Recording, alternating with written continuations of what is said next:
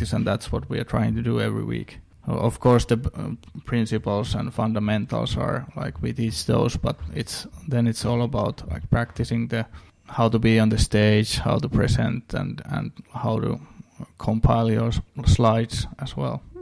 And also how to be clear enough in your message that either you get the fund, either get the potential employees interested, whatnot. So that will be also something. And for that, I have to say, for all the listeners, please visit our Boost web pages and Facebook pages, but also check out the demo day. The demo day will be the grande finale for whole pitching what the teams have done during the summertime. And always it have been amazing. Well, demo day will be held as a pre-event of a shift, and it will be... It's on the 30th of August, so it's the last day of Shift Business Festival, and it's like Johanna said, it's a side event of Shift. So it's not in the business festival area, but we hold it in a different place. It's Siigin Sali in Turku, where the demo day will take place, and then we have an after party at Bore Ship Hostel, which has always been amazing party. So yeah, but last year there were teams plus 200 people or something. Yeah. So now we are going for, we have a bit more teams, and we are hoping for double the amount of people as well. So now that it's organized during shift, we are pretty confident that we have at least 400 people there. So got you. Thank you very much for this interview. Thank you. Thank you.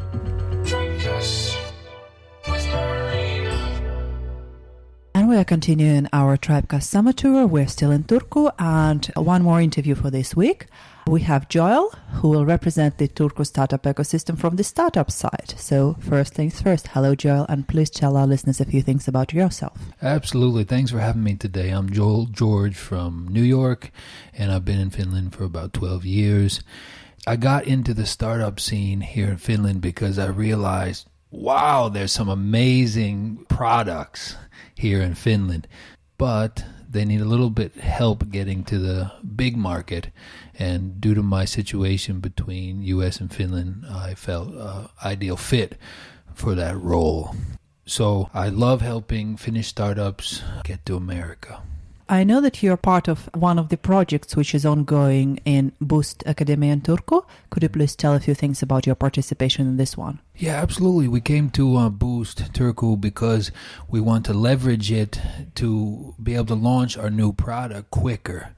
And it was an ideal situation that we can get the team here Monday through Thursday and really focus on our new digital product, which will be automating our manual consulting, which is our core business at the moment. And what consulting do? We help Finnish companies get to America, and we like to use Kickstarter as a launch tool for them. So we're focusing on Kickstarter with Finnish companies. And the name of your company, for the record? That's Norded. Could you please then tell a few things about your team? Absolutely. I mean, I'm a huge fan of a diverse team. It's my opinion that a diverse team will outperform a lesser diverse team if the chemistry and the communication is done correctly. And how do you create the correct chemistry? That's a great question. It's been a challenge. Me being the sole owner at the moment of Norded, I'm looking for a co-founder with a tech background. But me as a sole owner, I try to surround myself with people that I can get along with. So that's the start. And then I usually, before I hire anybody, I bring them into the team, and it might be an informal situation at a restaurant or something. And we interact, and then afterwards I ask the potential team member, is this a good fit for you? Are you going to be able to work with these people? And if they say yes, then we hire them. So back to diversity, we have, one person from Iran, one Finnish, one Swedish Finnish, and then I'm from US, and we have one person from Brazil. Right, but still, sometimes person is nice outside of the working atmosphere, but you don't really, you cannot really work together. And on the opposite side, the person can be an amazing professional, but as soon as the work hours are out, you kind of don't want to see him till tomorrow. Yeah, I agree with you.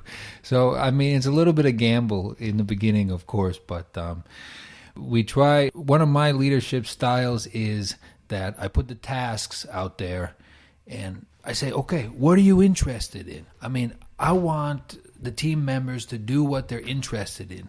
I'm not here to force anybody to do anything. So what happens, people volunteer for the jobs, the parts of the project. And then whatever's left, I pick that up because I'm interested in everything in the project. And if I can't do that, I'll hire a consultant to finish that last piece. What have you been doing before you founded Norded?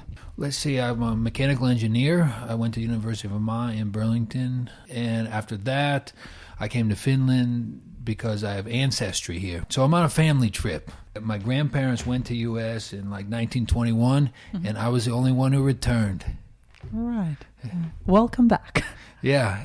And I'm almost done with my MBA. I'm doing my MBA at SAMK up in Rauma. So I got an engineer and MBA background, which is helpful in this field. I basically wanted to ask, how much experience do you have with American startup ecosystem or business ecosystem? And in your opinion, what's the difference between Finland and America in this sense? Well, great question. I wish I had more experience on the U.S. side, but I've been here 10 years, so I haven't seen too much on the U.S. side. Of course, we focus a lot on the crowdfunding scene over there, so that's our window into the U.S. side. But I love to go to Silicon Valley and check out what the scene is there. I'm happy for Finland because Finland appears to be in one of the leads in Europe in the startup scene. So I feel comfortable about working in this country in regards to that respect. About crowdfunding, could you give a few advice to startup entrepreneurs or early stage startups who would like to use this source of funding? Where to start from, and is it generally worth to do a crowdfunding versus VC or some other more traditional type? Well, the crowdfunding is pretty cool because it's low risk to the company because you can get your product out there with a few thousands for the whole world to look at and give you feedback about the product. And it's a great opportunity to adjust a product, which you're not going to get that from a VC necessarily, because the VC has its own perceptions of the product. But when the world can see it on Kickstarter, you can get some real-time feedback about it. And it is really low-risk type of endeavor because it's about pre-sales. You don't have to have any product ready when you start selling it. You can pre-sell your product on Kickstarter. It's a reward-based type of platform. You pre-sell your product, you get the revenues, and then you start manufacturing, it has flipped the model completely upside down. It used to be you had to manufacture first and then hope that somebody will buy. And also, since your startup is now kind of part of the community or Boost community, why to join a community being a startup? Isn't business all about being on your own and being a rival to everybody? Well, I have to say, being a business owner is a lonely business. So, I came to Startup Journey here for the networking and to be an ecosystem that can develop our product within a couple months. Because at the end of the summer, we're either going to do this new digital product and put the money on the table, or we're going to can it. So it's a very important summer for us, and it will influence what we do dramatically in the future. But it's amazing network possibility here at Boost. People are knocking on our doors left and right, so we're very satisfied with that. Right. So you basically believe in networking. 100%. Right.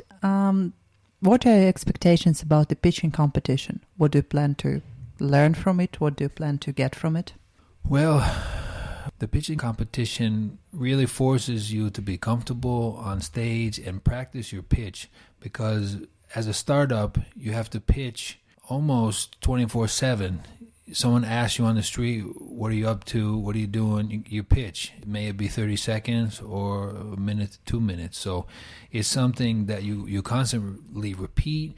You're basically like the messiah for your company, that you're sending the similar message over and over, daily and daily. May it be on social media, a podcast, your website, or talking to investors, talking to friends or strangers that you just met at a 4th of July barbecue. So it's extremely important, and we're looking also to see what kind of traction we get from the audience.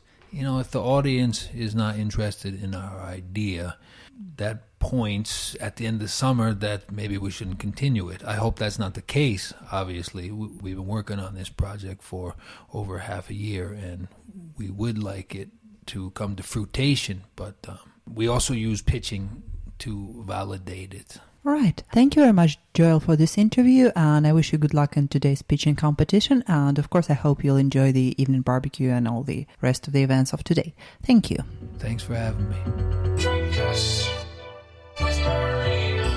This was all for today. You have been listening to episode 22, Tribecast 3. And let me remind you that Tribecast 3 is an independent media working in a close cooperation with Tribe's Tampere community. Next week, I will provide you some interviews recorded in Tribe Tampere premises in P47 co-working space. And after that, we'll continue with Tribecast Summer Tour.